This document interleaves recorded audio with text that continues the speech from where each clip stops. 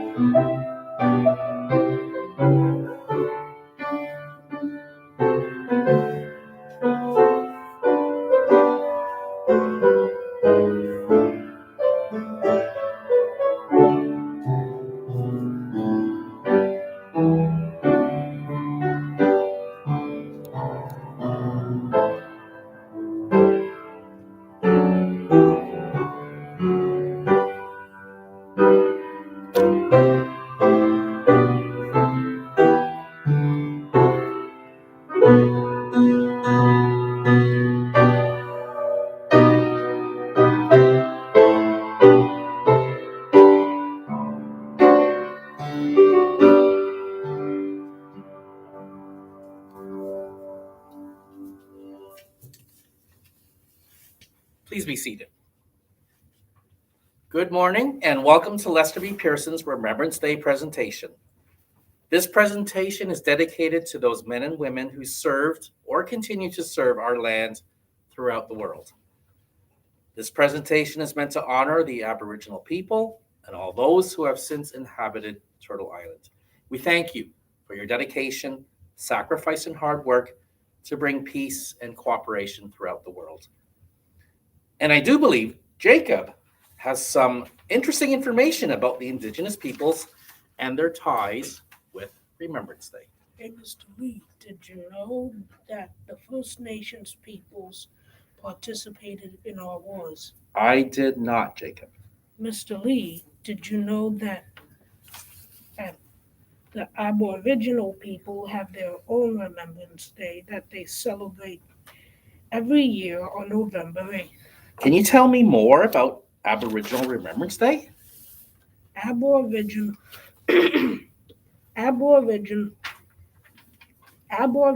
Veterans Day was created in Manitoba in 1994 and is now celebrated across Canada. It is now called National Aboriginal Veterans Day. It is held each year on November 8th. It's a day to recognize and acknowledge the many contributions and sacrifices of Aboriginals, not only to Canada's war efforts, but to its peacekeeping reputation. Are there any famous Aboriginal veterans? Yes, there are many. One was Francis Pedmo. He was one of the most highly decorated Indigenous soldiers of the First World War. He was an Ojibwe from the Perry Island Band in Ontario. He was awarded the Military Medal plus 2 bars for acts of bravery in Belgium and France. Wow, that's a really high honor, and only 39 others received the Military Medal plus 2 bars. Was there anyone else you want to tell us about? Yes, there was a famous runner named Thomas Charles Longbow. He was a world champion long distance runner before he enlisted in World War I. He was a dispatch carrier in France. He ran messages and orders between units. He also kept racing in inter-battalion sporting contests. He won many of them. He was wounded twice during World War I. Wounded means hurt. Once he was even declared dead, but he survived the war and returned to Canada in 1919. Tom Longboat died in 1949 at the age of 62. He is a member of the Canadian Sports Hall of Fame and the Indian Hall of Fame. Thank you so much, Jacob. That was a lot of research that you put into that. I am now proud to leave this presentation into the very capable hands of our staff and students.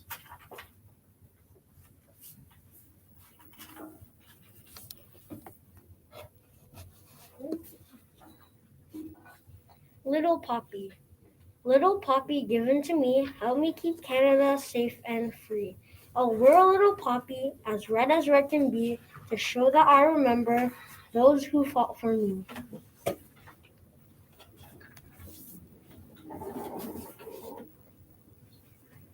Across Canada and in many other countries, people gather on November 11th to honor the courage and devotion of brave men and women who made the supreme sacrifice of dying for their country. 1919 marked the first observance of a day to remember and honor those who had died, as well to give thanks for the sacrifices of those who came back from serving their country. Since then, Canadians have fought in other conflicts, and many have given their lives so that we might enjoy freedom today. They too should be remembered. Mr. Brooks will also now sing us a song.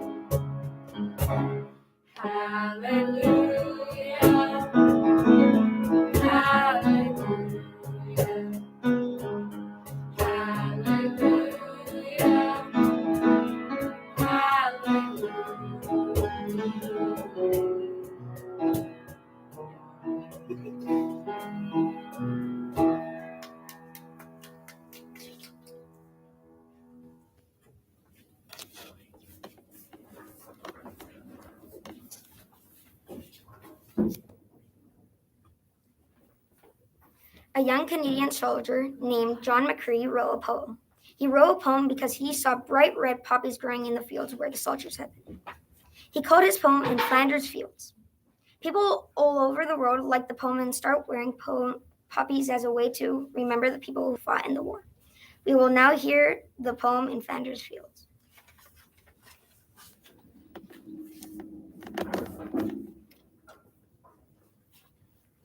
In Flanders fields the poppy blow, between the crosses row on row, that mark our place, and in the sky, larks still bravely singing, fly, swords heard amid the guns below. We are the dead, short days ago. We lived, felt dawn, saw sunset glow, loved and were loved, and now we lie in Flanders field. Take up our quarrel with the foe. To you from failing hands we throw. The torch be yours to hold it high. If ye break faith with us who die, we shall not sleep though poppies grow in Flanders field.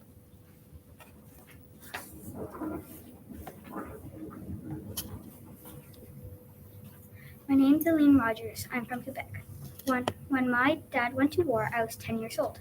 I gave him my stuffed bear that I called Teddy to take to war to keep him company and to bring him good luck.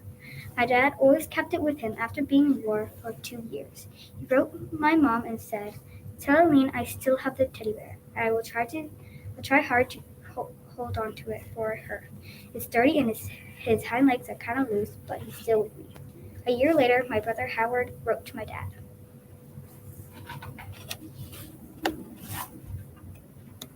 Dear Daddy, we have had holidays ever since the 3rd, and I have played all the time, and have to go back tomorrow morning. I went to the movies twice. A little boy just came to the door selling tickets for some movies, but we would not take one. I tried my hardest at school to come first. I joined the YMCA and have been there twice at gym. I haven't had a swim yet. I will have to close because I'm burning up all electric light. My daddy died before he got my letter. My unread letter and my sister's teddy were sent back to us. They are now both at the Canadian War Museum in Ottawa.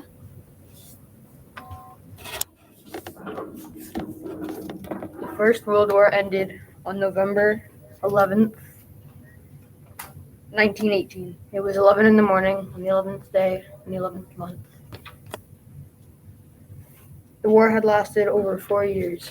The 11th of November every year was now known as Remembrance Day.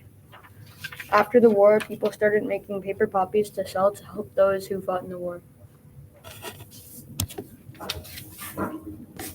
Remembrance Day.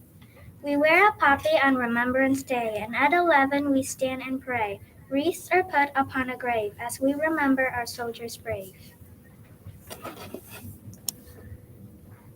Did you know that children had a vital role on the home front? Girls would make basic medical equipment for wounded soldiers like bandages, swabs, and slings. They also worked growing vegetables and delivering milk. Boys collected eggs for injured troops, protected roads and railways, and delivered messages. Some helped on the farms, aluminum, and other metal collecting. Wastepaper collecting, scrap rubber collecting, milkweed collecting, gardening, fire watchers. Children are also used to carry messages for M15, the British Secret Service.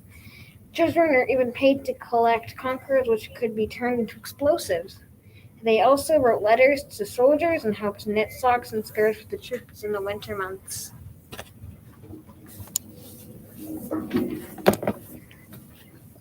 Some boys lied about their age and went out to fight. The youngest of these, Sidney Lewis, was just 12 years old when he joined the army. He was sent home at the age of 13 after fighting in the Battle of the Somme, one of the war's bloodiest battles.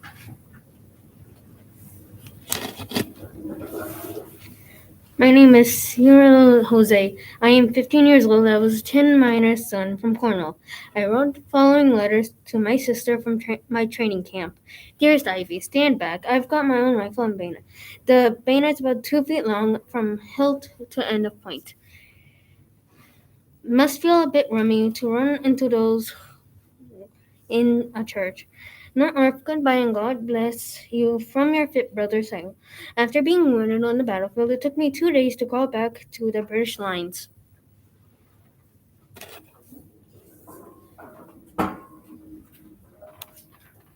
My name is Abby Featherston. I changed my name to Abby Harris when I enlisted in 1914. I was 16 years old. In one of my letters to my mom, I wrote, "Dear Mother, I've been in the trenches 4 times and come out safe. We're down the trenches for 6 days and then we get relieved for 6 days rest. Dear Mother, I do not like the trenches. We're going in again this week." 3 months after enlisting, I was caught in a mine explosion, but I survived. 2 months after that, I was attacked with grenades, and once again, I survived. A month later, I died in the war. I was 17 years old by the time I died. Over the years of Remembrance Day services, the act of remembrance is read to start our moment of silence, and the commitment to remember is read at the end. They shall grow not old, as we that are left grow old. Age shall not weary them, nor the years condemn. At the going down of the sun, and in the morning, we will remember them. The last post and reveille were two of a number of bungle calls in military tradition, which marked the phases of the day. Reveille was played to signal the start of a soldier's day, and the last post meant the day was over. These two calls are used at Remembrance Day ceremonies to say a final farewell to the soldiers, so they can rest in peace. Now, the last post will be played, followed by a moment of silence. Please stand.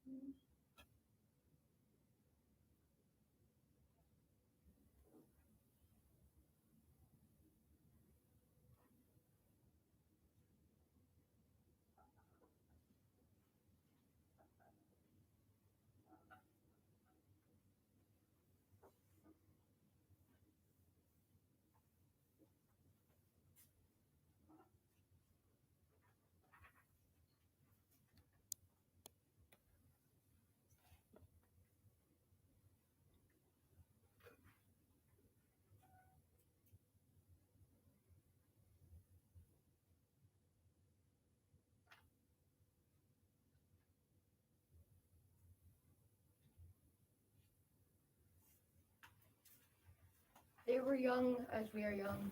They served, giving freely of themselves. To them we pledge, amid the winds of time, to carry their torch and never forget. We will remember them. We will remember them. Please have a seat.